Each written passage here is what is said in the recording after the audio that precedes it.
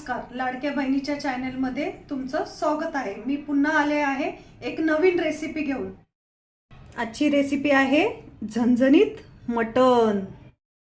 1 kilo मटण आहे, तर मटण स्वच्छ 3-4 पाण्याने धुवून घ्यायचं आहे। कोल्हापुरी मटण तयार करण्यासाठी लागणारं साहित्य, 1 किलो मटणासाठी वाटण तयार करणार आहोत आपण। त्याच्यासाठी लागणारं साहित्य आहे अर्धा किलो कांदे घेतलेले आहेत, 3 टोमॅटो, कोथिंबीर, फुटाणा डाळ, अद्रक, लसूण, काळा मसाला, तेल, लाल तिखट, हळद। गॅसवर कुकर ठेवलेला आहे। कुकर तापल्यावर त्याच्यात 2 चमचे तेल,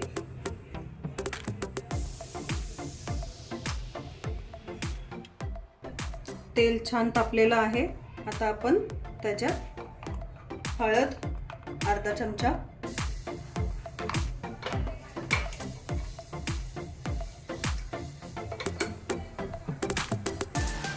मीठ स्वादानुसार,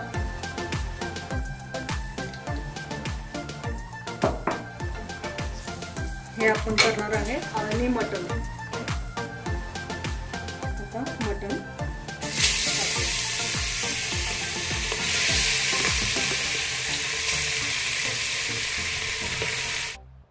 हे व्यवस्थित मिक्स करून घेऊया।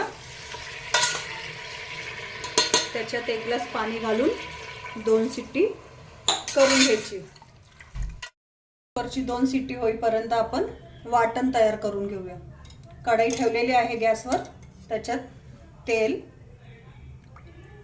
1 चमचा, तेल तापलेलं आहे, त्याच्यात कांदा परतून घ्यायचा आहे।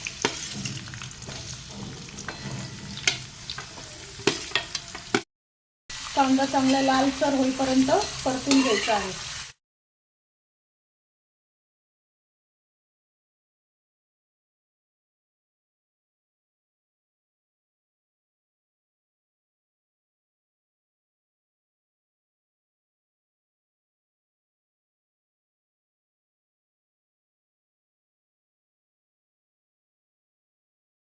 जी फुटाण्याची डाळ टाकली आहे ती रस्सा घट्ट होण्यासाठी आपण टाकतो।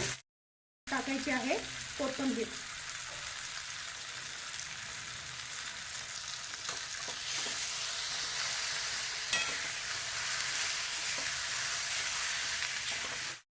हे सगळं एकत्रित झालेलं आहे। त्याला आता पूर्ण थंड झाल्यावर मिक्सरमध्ये वाटण करून घेऊ। वाटणच वाटताना त्यात आपण काळा मसाला घालणार आहोत, 2 चमचे, 1 चमचा लाल तिखट।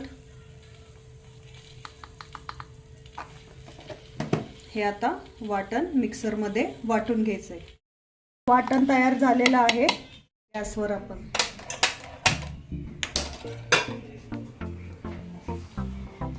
कढई तापल्यावर 3 चमचे तेल तापलेलं आहे। आपण आता त्यात वाटण टाकूया।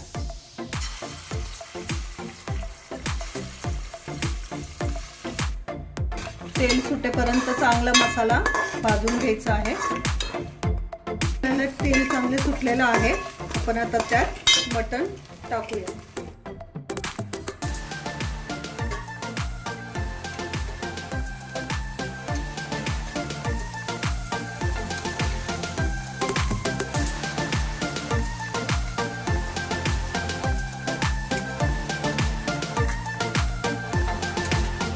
पाणी टाकून ग्रेव्ही आपण तयार करून घेतलेली आहे। आता 1 उकळी येऊ द्यायची।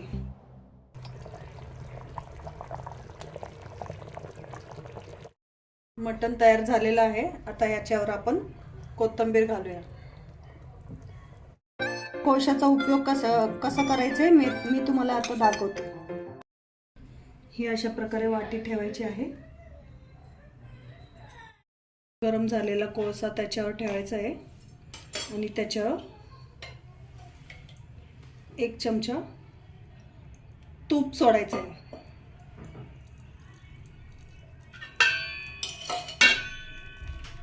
आणि झाकण बंद करायचं।